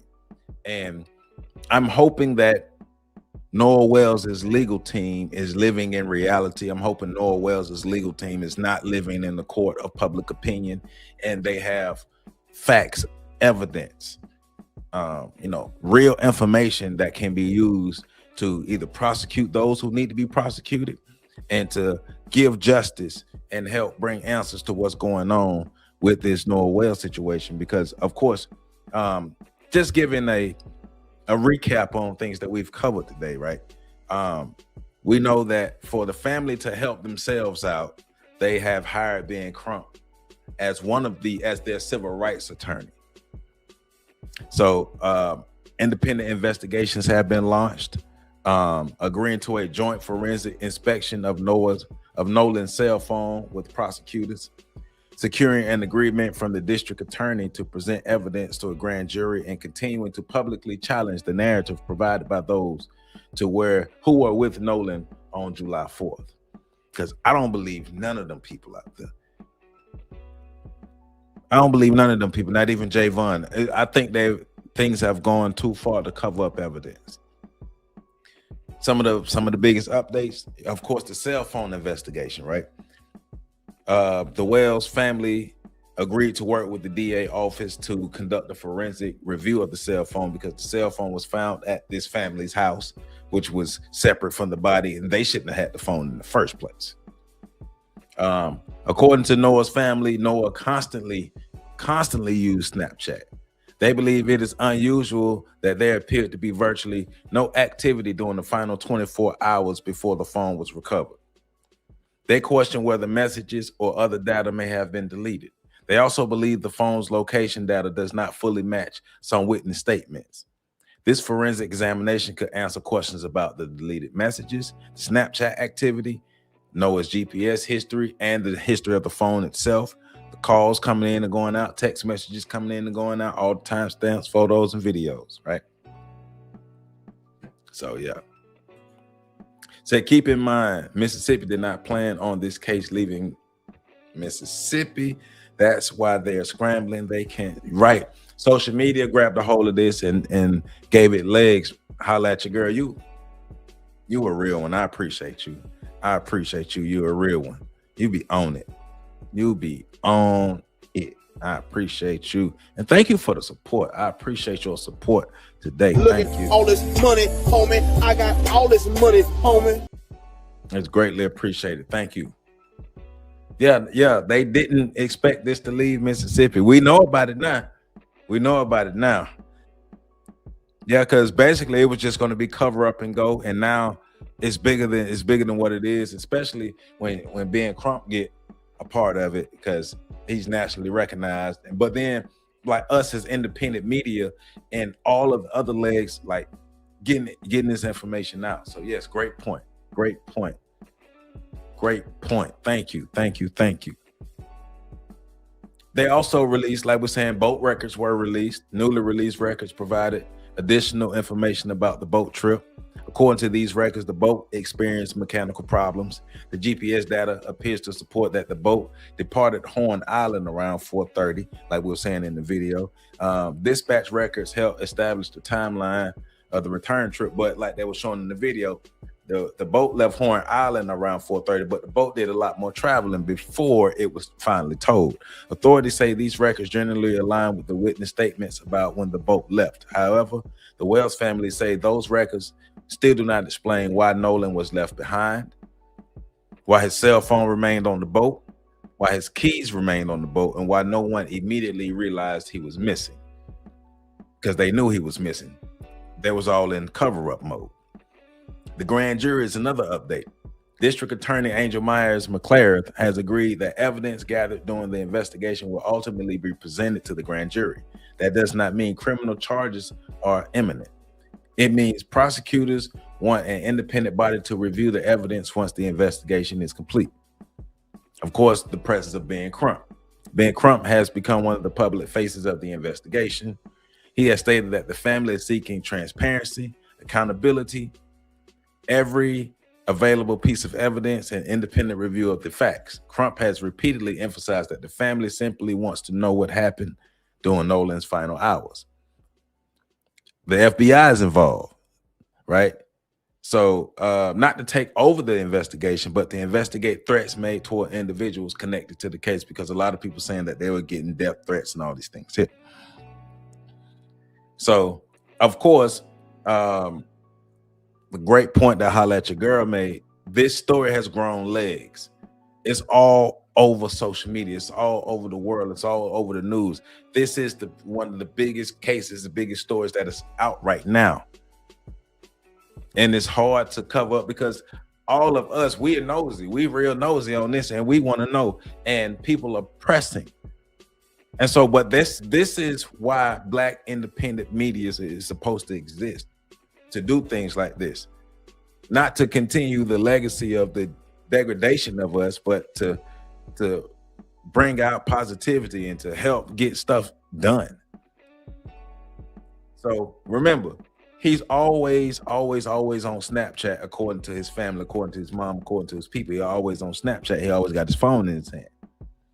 Noah's phone stayed on the boat. His friends had his belongings, and there appears to be limited activity on the phone. But Noah shouldn't have been separated from his phone in the first place.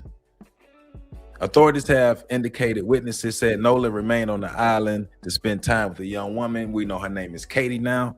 And the family don't believe that he was back there trying to holler at Katie. They don't believe that. They said that it's inconsistent with Nolan's personality and behavior. They're saying that's not Nolan. Nolan don't be trying to holler at Katie's like that, according to the family. Several videos have circulated online claiming to capture Nolan's final moments or an altercation before his disappearance. And that's the video we were talking about earlier with the voices. So you said incorrect, Joseph. Horn Island is a joint jurisdiction of local and federal oversight. Remember that the legal term I gave, interagency agreement. I left Mississippi because, oh, gotcha. Uptight, what's going on, my brother? How you doing? So they're saying several videos have circulated online. What says to probably be the final moments. One version has been reposted with enhanced audio, leading to a widespread speculation about Nolan saying, "Give me back my phone," or whatever was saying. But nobody really believes that that's Nolan's voice. Nolan's mother recently shared an emotional Instagram video describing the overwhelming grief she is experiencing since losing her son. She also reiterated the family's determination to continue seeking answers, because yes, we shouldn't be here. We really shouldn't be here. So then we got Sheriff John Ledbetter, and Ledbetter has publicly asked people to stop spreading rumors online. Well, if you want people to stop spreading rumors, give us some evidence, give us some truth, Ledbetter, instead of giving us all this smoke and screen. Ledbetter, your name has been brought up from the beginning, and I've suspected Ledbetter as being one of the people who are really trying to cover this thing up in the beginning. We know Ashley Cole is definitely trying to make sure she covered things up for her son Warren Cole. So we already know we got the judge intimately involved in this, and then it seems like the sheriff may have worked himself into this. The driver of the boat, all this stuff. Well, not that comment, but if there's a ranger station out there too, where the rangers, all that stuff, like all of this. So the investigation and the investigators, they need firsthand witnesses. Social media speculation. He's saying, Sheriff Ledbetter is saying, making the investigation more difficult, and anyone with direct knowledge should contact investigators, right? So evidence that's still missing as of today, as we know, is the official cause of death. That evidence is still missing. The toxicology reports are still missing because they're saying that he was drinking. Now, Nolan's parents are saying that he doesn't drink. The friends are saying Nolan was drinking. So we do need the toxicology report.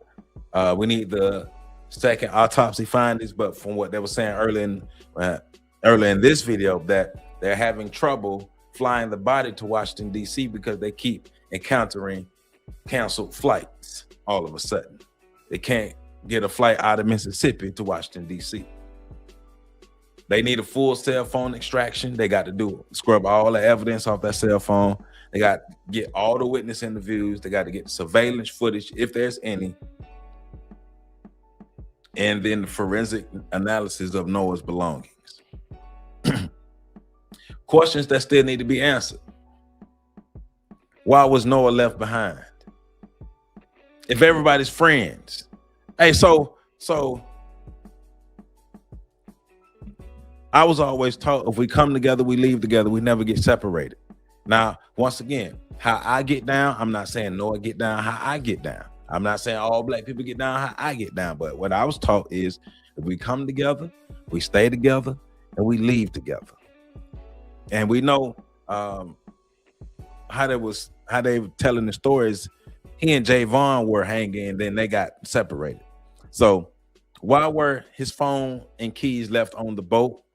They were saying, well, they always leave the stuff on the phone, salt water, but they're gonna have their phone with them. I will have my phone with me. Why didn't anyone immediately report him missing? I'm not sure exactly when Noah's supposed to be laid to rest. You say, wait, Joe, family needs to understand that info about leaving Mississippi, there's no conspiracy theory on that. The state had no control over the dynamic. It needs demystifying. Gotcha. They are one person away from being all related. Be nice. What's going on? Who was the last person that seen Noah Wells alive? That's another question we need to answer. Who was the last person that seen Noah alive? Did everyone give consistent statements? What will the toxicology report show? What does the cell phone data reveal? Of course, what caused his death? And the environmental conditions alone account for what happened, or was there evidence pointing elsewhere to foul play? And I'm with y'all. They can't be trusted. Nobody over there can be trusted. I'm calling foul play. Remember July 4th, Noah Wells traveled to Horn Island with supposed friends. Noah. And that was a large Independence Day gathering. He does not return with the group. Late July 4th, he's reported missing. July 6th, the body's discovered. Also on July 6th, identity confirmed through dental records that it was Noah. Following days, Ben Crump was retained as the family's lawyer. Independent investigation began. The family requested second autopsy, and social media attention explodes, right? So, like this past week, agreement was reached for joint cell phone inspection. The grand jury process has confirmed the boat GPS records were released, and the family continues public calls for transparency. So I agree with you, Joseph, my warrior brother. If you are my friend and we went somewhere together, you best believe we leaving together. If I have to, hey, that's how it was with me and my homies. So I'm not saying that's how Noah. I'm not saying that's how he got down, but I am saying that that's how me and my folk got down. So yeah, it's Nolan. I know I'm messing his name up, but this is it pissed me off. This is one of the things that just pisses me off because it's on two levels. On one, just continue to have to exist in this fucked up system of white supremacy. But two, the other part of the frustration is this is not enough for us to get our stuff together as people, and as many of us getting our stuff together and making sure we working together so we can be systematic, so we can have like our own industries and our own corporations and our own things working for us.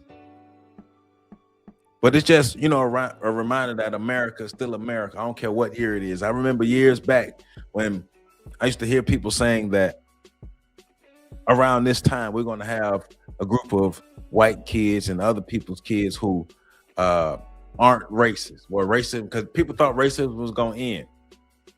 They were wrong. They didn't understand it. Going back to Neely Fuller said, they don't understand the system of white supremacy.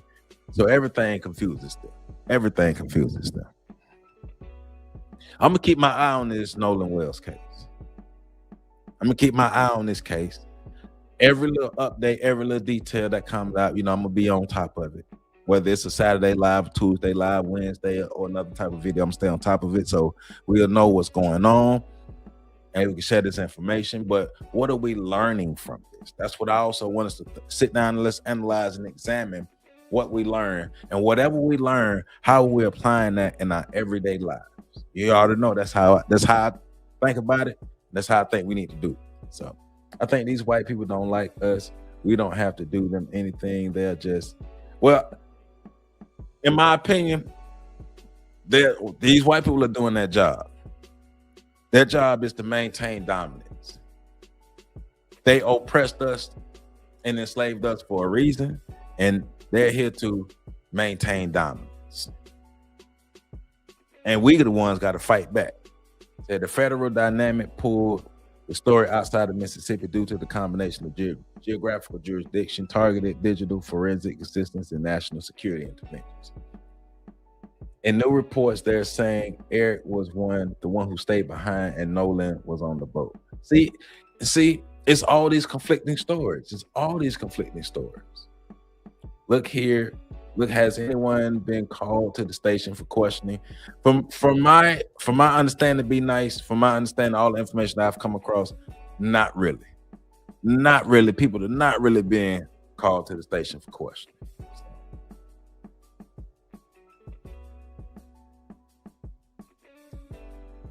Said, what's the initial agency on the scene?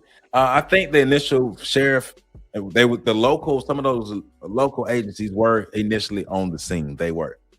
But, of course, like I said, it grew legs. This is America, Mississippi leading the way. Hey, you already know it.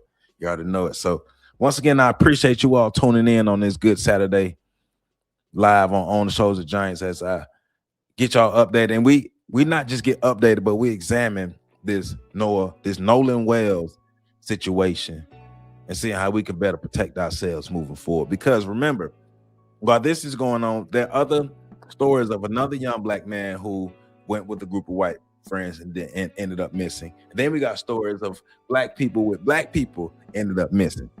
One thing that we have to realize is, yes, the system of white supremacy exists, and we not gonna take no slack on that. We're not gonna act like anything is getting better.